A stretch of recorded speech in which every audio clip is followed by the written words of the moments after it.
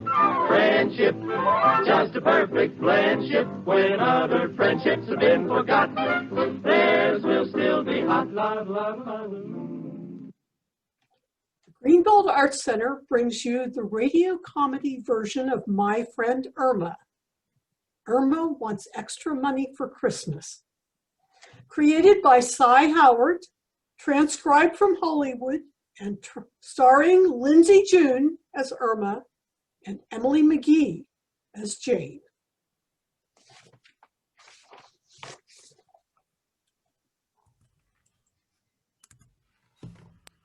Irma, how are you making out with that Christmas list of yours?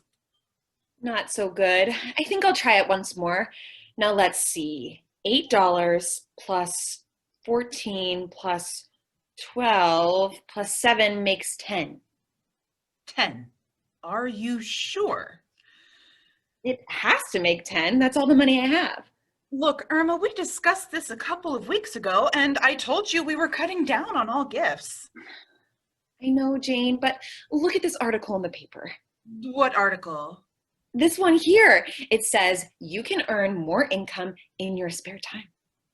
Let me see. Money is the root of all evil. Are you using the right fertilizer? Oh, no. Many of our greatest people have made money on the side by using their ingenuity. You too can augment your fortune if in your spare time you will sell Mother Wilson's mechanical coffee maker with the revolving percolator. Remember our slogan, it flips while it drips? Do you want to buy one, Jane? Now, look, Irma, you are not participating in any more of these get-rich schemes. Remember 2 years ago, you saw an ad in the paper, make money for the Christmas holiday by selling boxes of Cousin Clara's coconut cookies? That's right. How many boxes did you buy? 500. And how many did you sell? 1 to you and 1 to Al. Yeah. But, Jane, everybody makes some mistakes in business. Take the people who bought Yellowstone Park. Yellowstone Park? Yes, all those leaks in the ground, but someday they'll fix it up and it will be a really nice place. How's that again? Look, Jane, if I let one failure get me down, I would never get anywhere. A person has to have ambition, drive. You know the old American spirit, like they say, over the gate in 48. Where did you hear that? From Al. Irma, that was the signal for the prison break upstate. Look, Cookie, every year I go through this with you and you always ignore what I have to say. Now, I warn you, this year, come in. It's only me, Professor Kropotkin. Hello, Jamie and Irma, my little two pin. One a sure winner, the other, a little tilted. Oh, Professor. Guess what, girls? Mrs. O'Reilly is buttering me up, so I'll give her a nice gift. She's already redecorated my room. Well, I think it's wonderful of Mrs. O'Reilly to be filled with holiday spirit, and I'm in the same mood. That's why I want to make extra money for the holiday. Well, Irma, if you want to make extra money, why don't you take a job in department store? They're always for sales girls. She tried it last year. No good. She got stuck on the escalator for 2 days. Oh, no. What happened, Irma? Well, the escalator was going down and I wanted to go up, so I stood there waiting for the light to change. I told you that wasn't a light. That was where they sell the floor lamps. Believe me, Irma, you don't need any extra money for gifts. The people who love you will still love you regardless of what you give them. Ah, look at me. At first I was going to fill one of Mrs. O'Reilly's stockings with candy and little presents. But when I figured out the expense of hiring a dump truck and a crane, I gave it up. I feel just as this article says. A person can make money if he or she has fun on the mantelpiece. Fun on the mantelpiece? Let me see that. Irma, that's fundamental perseverance. Well, we spell it differently. Take two to tango, two to tango, two to get really feeling of romance. To the tango, to the tango. Oh, listen to that Nelly. Do tango. Oh, she's got enough for a whole square dance. Anyone? Hello? Anyone at home? Come on in, Mrs. O'Reilly. Huh? Hello, girls. Excuse the dress I'm wearing, but I just wear it around the house. Well, I don't know what you're wearing it around. It certainly looks like a house. I'll be still. You look troubled, Irma, darling. What's wrong? I need money, Mrs. O'Reilly. Could you lend me $20 until New Year's? Oh, I'm sorry, Irma, darling, but I have a new singing teacher, and I have to pay him more money. Is he any good? Oh, he gave me a new gargle, and I'm getting wonderful results with it. Oh, What did he recommend? Arsenic? what a big old corkscrew. I've seen better physiques on old chicken bones. Oh, is that so? Well, let me tell you. Oh, please, let's not have any more yelling. I have to think about what to do. What's troubling you, Irma, dear? Trying to figure out a way of making some extra money for Christmas. There should be lots of ways of making extra money. I remember when I was a little girl, I used to go from door to door on Christmas and sell mistletoe. When you were a girl, I didn't know caves had doors. Professor, I'm a warning you. Christmas is the time when they hang stockings on the fireplace. They hang wreaths on the window. And if you keep this up, I will personally hang one on you. Irma, speaking of making money, you and I better get to work or we'll both be looking for jobs. All right, Jane, but I'm going to keep my eyes open for every chance that comes to make extra money. Oh, I just got it. Break it to me slowly. All I have to do is memorize the line, everything will be all right. Everything will be all right. What are you talking about? Well, every afternoon, a man comes into our office, takes Mr. Clyde's blood pressure, and says, everything will be all right. Everything will be all right. Miss Peterson, would you please come in my office? Just a moment. Let me see if she's in. What? She's in. Right this way, please. Mr. Clyde, Miss Peterson is here. What on earth is going on here? I'm being a receptionist. What for? I need the extra work for Christmas. That's impossible. Do you think I'd be crazy enough to have two of you working for me? Now, let's get started. Okay, Chief, what do you want me to do, pal? Miss Peterson, stop leaning on my shoulder and talking in my ear. Sure, pal. Would you please tell me what you're supposed to be doing? I'm being very confidential. I hear a confidential secretary gets more money. They do. Well, confidentially, you're getting a cut. I am? Why? All account of you. I have a hospital bill to pay for Mr. Wilkins, our bookkeeper. Oh, no, not really. Yes, remember when you wanted to get the ledger down off the shelf and I told you Mr. Wilkins would get you a little stand? I did not tell you to stand on Mr. Wilkins. And may I ask you another question? What did you do with all our typing paper? It has green spots all over it.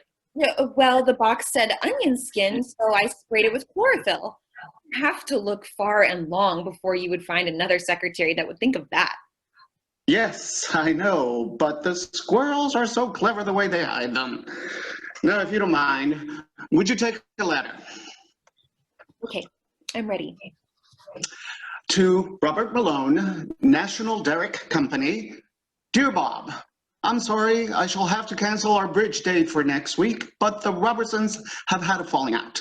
May I suggest lunch at Farino's next week? Regards to your wife, sincerely, Milton J. Clyde.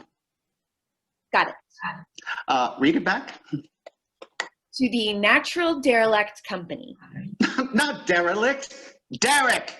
Dear Bob, in regards to your wife's bridge falling out, Oh, shoot. Don't you say another word.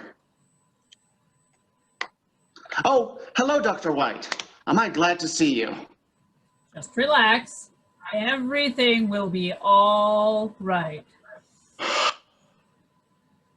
Everything will be all right. Yep. See you tomorrow. Bye. Now, where were we? I was going to read you some more of this letter. Well, maybe I can take it now. Go on. Dear Bob, in regard to your wife's bridge falling out, I suggest she eat farina for lunch. Ah!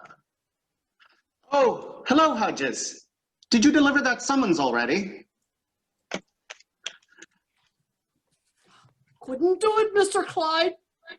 I chased that guy all over the department store.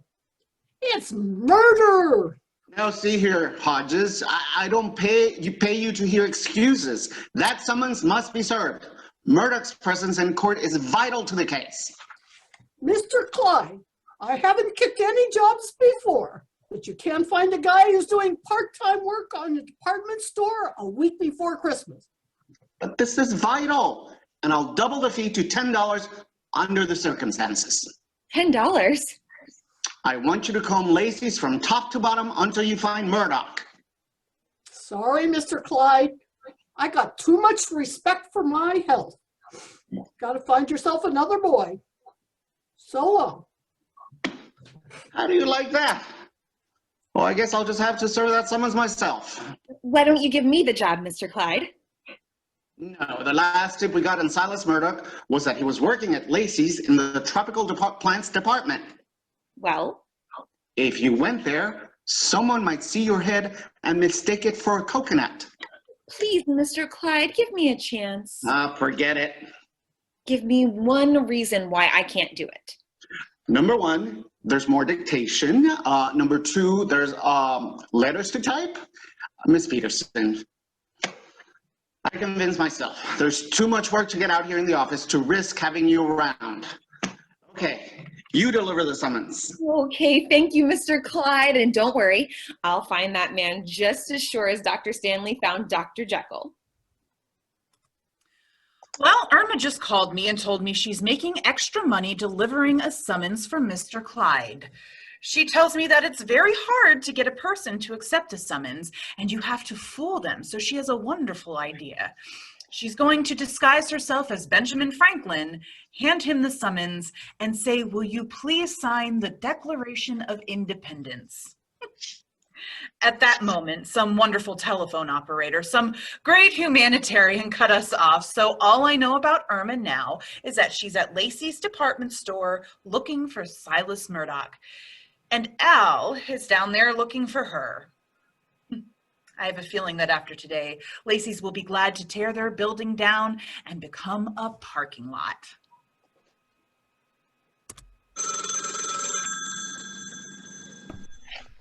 Lost and found department. What? A little slower, please. You lost your dog. A miniature French poodle. A plaid ribbon tied in a bow on his tail. Red nail polish. A diamond collar and gold license tags. And he answers to the name Irving. Yes, madam. We'll see what we can do. Goodbye. My name is Miss Wilkins. Have you lost something, sir? Yeah, my chicken. Sorry, all I have is a poodle. No, I'm looking for my girlfriend. I understand you have her here. Would you describe her? Yeah, about 5'3", blonde hair, and she always has an expression in her eyes, like she just took the elevator down from the 8th floor, and the elevator wasn't there. Oh, yes, I think that's her sitting right over there. Chicken! Oh, Hal, I'm so glad you found me. I was lost. Come on, chicken. I want to talk to you. Thank you, ma'am. You're welcome. No, Al, give her $1. Why? Well, some woman just claimed a Siamese cat and gave Miss Wilkins 50 cents, and I want her to think I'm important too. Forget it, chicken. I want to ask you a question. What is it, Al? Why do you keep disturbing me when I have important matters? Important matters? Where were you? Home, sleeping. Is that important? Well, I should say, with this new administration coming in, I gotta be rested up in case they call me for a position in the cabinet. Is that why you're still wearing your I like Ike button? Partly that, and partly because my suspenders broke. Now, what are you doing down here in the first place? Well, there's a Silas Murdoch who works part-time here, and Mr. Clyde is paying me $10 to deliver the summons to him. So? While I was walking the store, I saw a sign saying young ladies wanted to demonstrate cosmetics, and I can make more money that way if you'll deliver the summons. Chicken, I ain't got time for this. I gotta take care of my new career. A new career? Didn't I tell you? I've gone into the leather goods business. Leather goods? Yeah, at the football games, I sit in the back of the goalpost, and when he kicked the ball back into the stands, I sell it back to him. But Al, I want the extra money so I could buy you a wonderful Christmas present. I'm always being called on to make sacrifices. All right, chicken, hand me the summons. Oh, thank you, Al.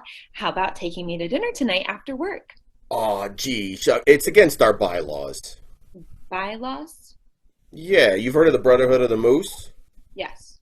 I've just joined a new lodge, the Brotherhood of the Arctic Circle. We eat once every 6 months. Oh, well, if it's something patriotic like that, I better get going. What time is it, Al? I don't know. There must be a clock somewhere. I see one over that door. It's 5, 4, 3, 2, 1. My, how time flies backwards. Chicken, that's the elevator coming down. I'll see you later. Anything's going on.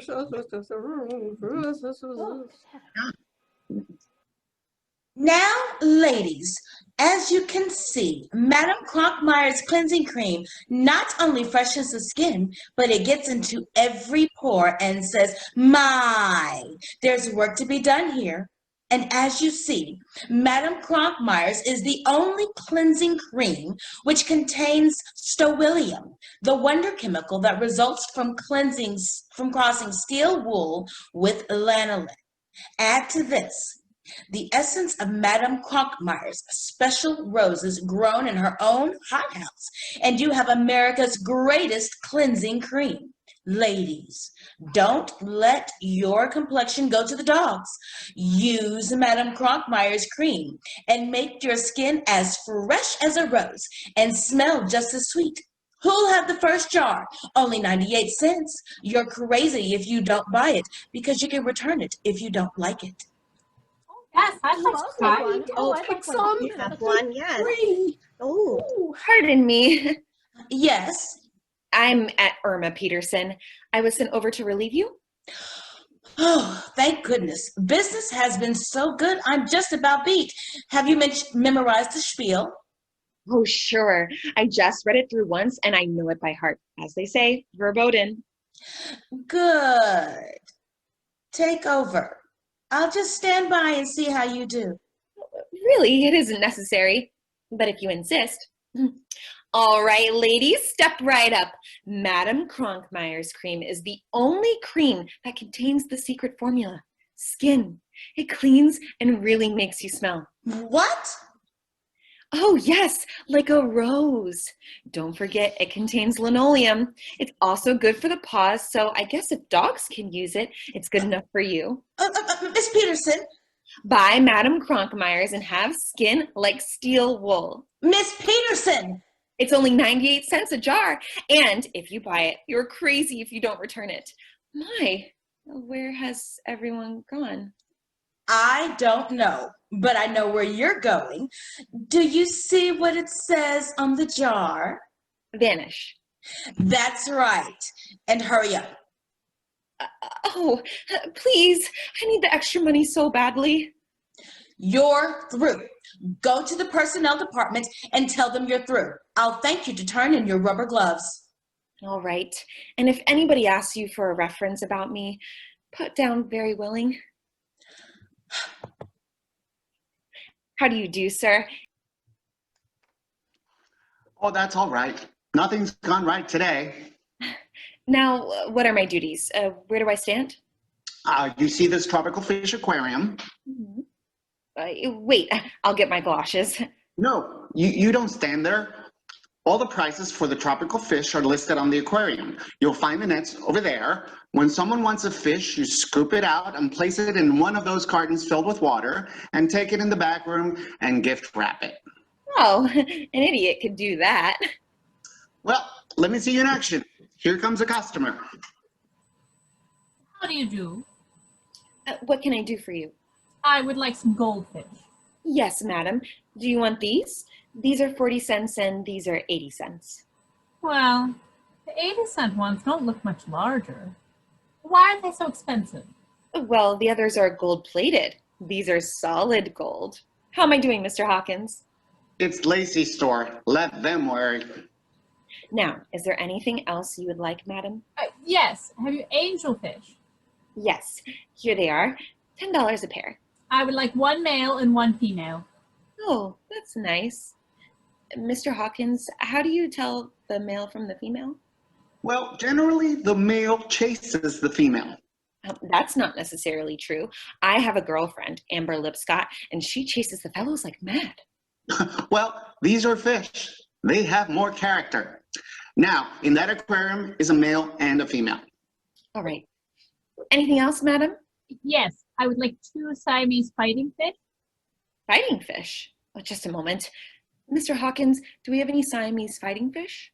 No, we're all out of them. Well, do we have any fish that are married and don't get along too well? Would you please get back to your customer? That's a big order. The biggest we've had in weeks. I told you I was a great salesman. I'm sorry, madam. We have no Siamese fighting fish. Anything else? Yes, have you any clown loaches? Yes, they're $30 a pair. Well, let me have 6 clown loaches. 6? That will be $90. No, I don't mind. That will be all. If you'll wait just a moment, I'll go in the back room and gift wrap them. Is there anything else you wish, madam? Nothing. Your sales lady has a lovely personality. Yes, at first I was a little worried about her. She didn't seem too intelligent. But now I think she's caught on.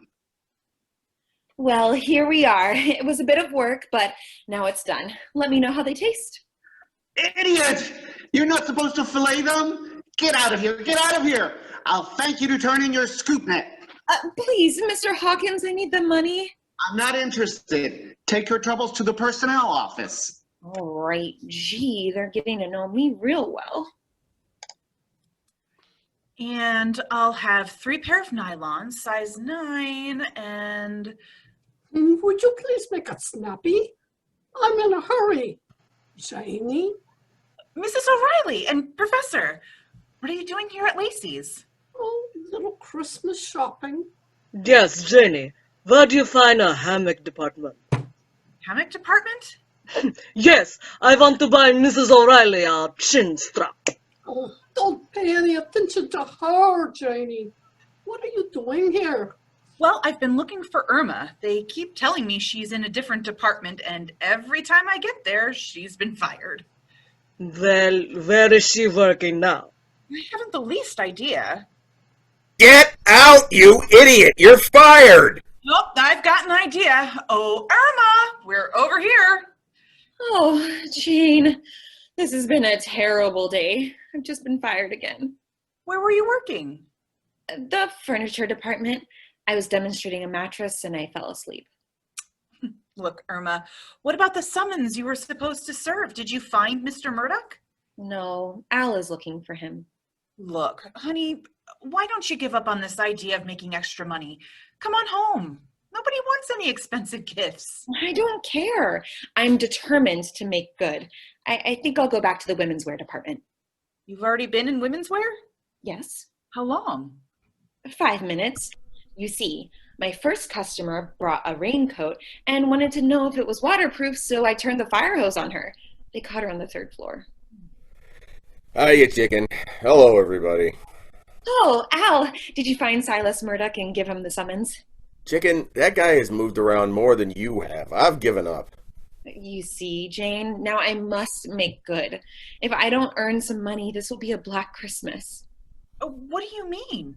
Al, tell her you're not counting on an expensive gift from her. Al, are you listening? Tell Irma you don't want an expensive present from her. I can't hear a thing you're saying, Jane. Why not? There's a ringing in my ears. Yeah, the sound of patrol wagons seem to stay with you. Look, Irma, I love you. I don't want to see you kill yourself over nothing. But I love Al. That's what I said. I don't want you to kill yourself over nothing. Now I'm going home. You coming with me? I can't, Jane. Okay. You stay here with Wonder Boy. Bye. Well, chicken, we're all alone. Why don't you let me take you home? No, Al. I'm going to see this thing through to the finish. I want to know why everybody fires me. Well, don't they give you any reason? Yes, but I can't hear what they're saying while they're throwing me through the door. So I'm going to see the president of this store. Chicken, don't get drastic. Al, I'm a woman of action. Where's his office? It's right down there. 2 aisles left and 1 aisle right. Goodbye, Al. And you better give the summons back to Mr. Clyde. I will. Bye. Hey, chicken, how about a kiss? Oh, I just read in the paper that kissing spreads germs. All right, goodbye. Oh, well, a little epidemic can't hurt things. Here. Mwah. Yeah. Now, don't forget, 2 aisles left, 1 aisle right. Bye. Now, did he say 2 aisles right and 1 aisle left, or 2 aisles left and 1 aisle right? Oh, gee, every time he kisses me, it does something to my head. Oh, this must be it. This long line. Ho! Merry Christmas! Gee, the boss must be happy, but I can't understand why they're hiring so many children. They must be short of help. I'll just get in line. Miss, what are you doing in this line? Well, I'm waiting to see the boss. Well, I'm afraid you'll have to get out of this line, you see. Mr. Brown? Yes, Miss Wilkins? The personnel department sent me over. Do you want me to take over? Yes, I've got to get rid of the Santa Claus. Where did you get him? Personnel sent him. His name is Silas Murdoch. Silas Murdoch? I'm going to throw him out right now. Now you, miss, will you please get out of line? Why? This is the Santa Claus line for children. Well, I'm a child. You're as big as I am. Yes, our whole family was overfed. Please, I've got to get to Santa Claus. Can't you see? Santa's waiting for me. I'm coming, Santa!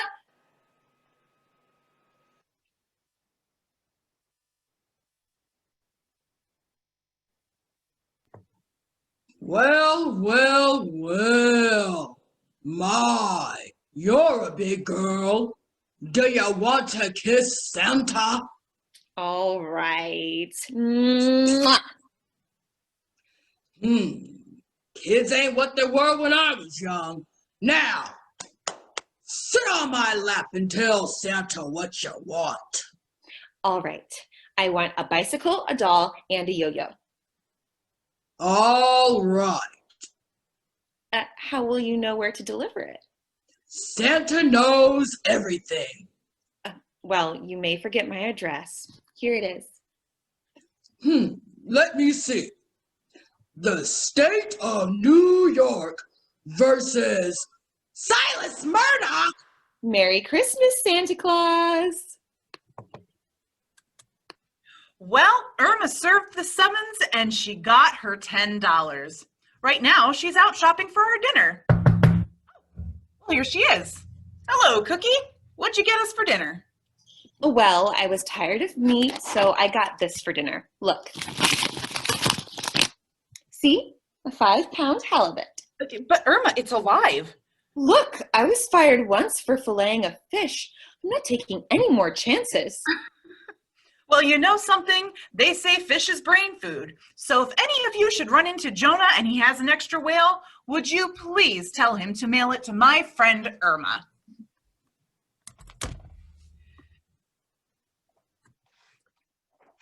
My Friend Irma is a Cy Howard production and was directed by Rikki Lacewell. Lindsey June starred as Irma and Emily McGee as Jane. Rowena Winkler was heard as Professor Kropotkin. Penny Martin was Mrs. O'Reilly. Chris Northrup was Al. And Yvonne Davila was Mr. Clyde. Also included were Hodges, Penny Martin. Man's voice, Chris Northrup. Doctor and woman number 3, Erin Klarner. Hawkins, Yvonne Davila. Mrs. Wilkins and Brown, Amy Tucker. Woman number 2 and Santa, Shemika Renée. And until our next radio installment, happy holidays from the cast and Greenbelt Arts Center. Good night. Friendship, friendship, just a perfect friendship. When other friendships have been forgotten, theirs will still be hot, love, love, love.